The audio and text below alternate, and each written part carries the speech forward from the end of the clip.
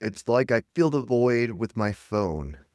Momentarily, it's something to do, or I feel like I'm wasting 30 minutes on stuff that doesn't matter.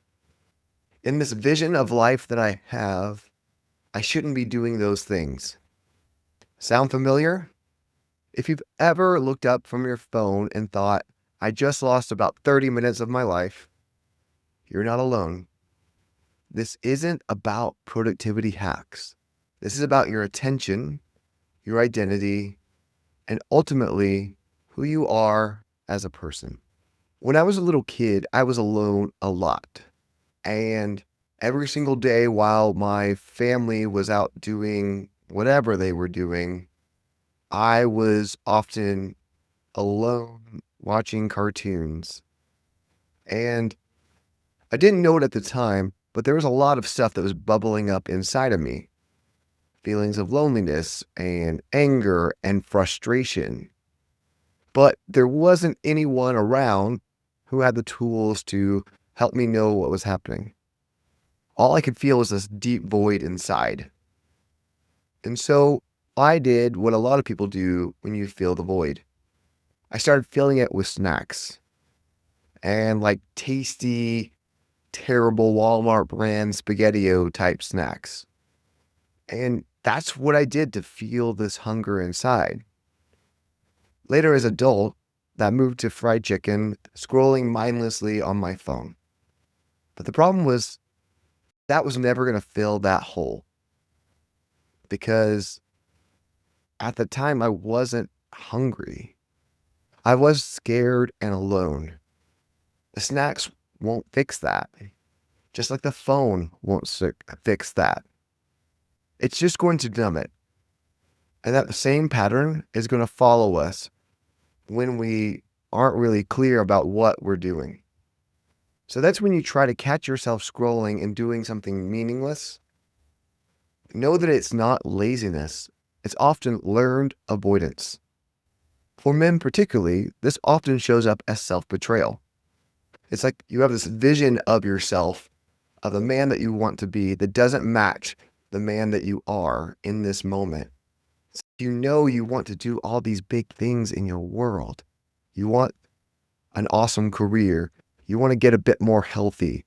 You want to be the kind of man that your family or the woman of your dreams would love.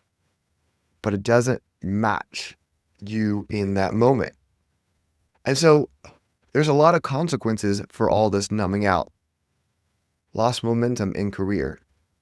Your relationships suffer because you're distracted, half present, and not able to really dial into the story of your life. So people continue to feel distant and like you aren't really there. Or there's an identity collapse. I know the person I should be, but that's fine. Because you know inside you shouldn't be doing all of these things. And you're the one left alone. The cost really isn't the 5 minutes to 30 minutes of losing time. It's the lack of self-trust and the years of scattering your energy across things that don't really matter. So why do this keeps happening?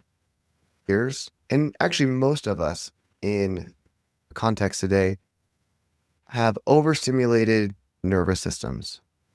And when these overstimulated nervous systems come around, we tend to value short-term hits that will get us a quick amount of reinforcement and a quick amount of letting the pain and stimulation go down. And we are trying to regulate our own bodies and behavior to reduce the arousal that we feel inside. There's a couple more things that's going on. From a behavioral perspective, this is an avoidance-based behavior, which works highly effective in the short term, but unfortunately compounds in the long term. So that continues to happen. Additionally, all the things that we aren't doing, the major tasks in your life, the things you hope to accomplish, those keep running in the background. We call this the Zeigarnik effect, and it ends up making constant restlessness of all the activities that you have. And if you are neurodivergent, you can't cognitively weight this stuff in a way that makes it salient for any given moment. You're just processing these things as though they're happening right now. So every time you escape into your phone, you're trading your throne for a pacifier. So here's where most people get wrong. We either turn to grit or discipline. So if I work really hard and fill my schedule with all the things that I know I'm supposed to do, in your mind, you're like, I am able to do anything. But eventually, we overschedule and that leads us to burnout. Maybe you try productivity hacks. So if I do this Pomodoro method and I just Pomodoro method my life, it will magically make everything more possible. This does work in the temporary, but that novelty effect often goes away and you still have the problem of life doesn't necessarily respond to your scheduling. The other part is that since most of these things are connected to your identity, there's often a shame component. I don't like the way this makes me feel about me, and so I'm going to avoid it more completely. Most of us end up fighting instead of leading it. Some of you are going to say, isn't this a willpower issue? No, willpower is a depleting resource.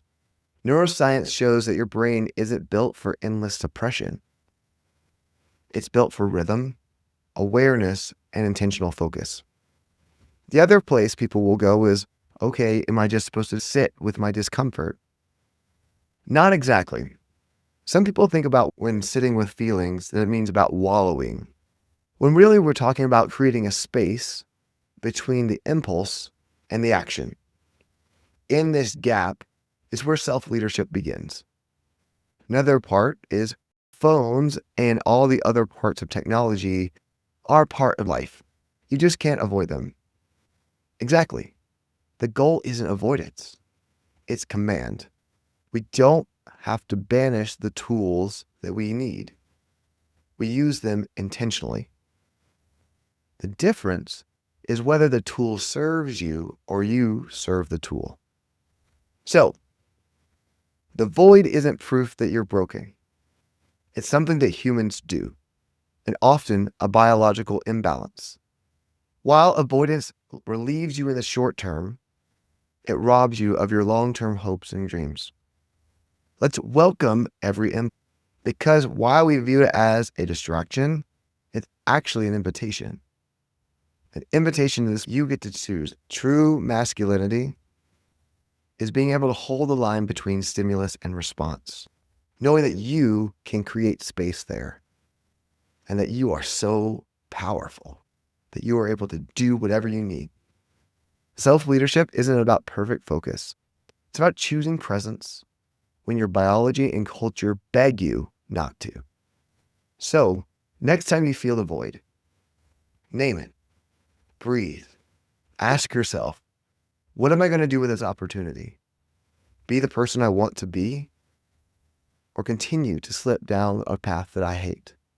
So, lead yourself. What's your go-to distraction? Name it here so that we can boldly declare, I'm not going to be in that world anymore. And if you're tired of letting distractions steal your time, career, and presence, give us a follow. That's exactly what I help people do. Master their own biology, neurodivergence if you have it, so that you can be the most effective person that you can be.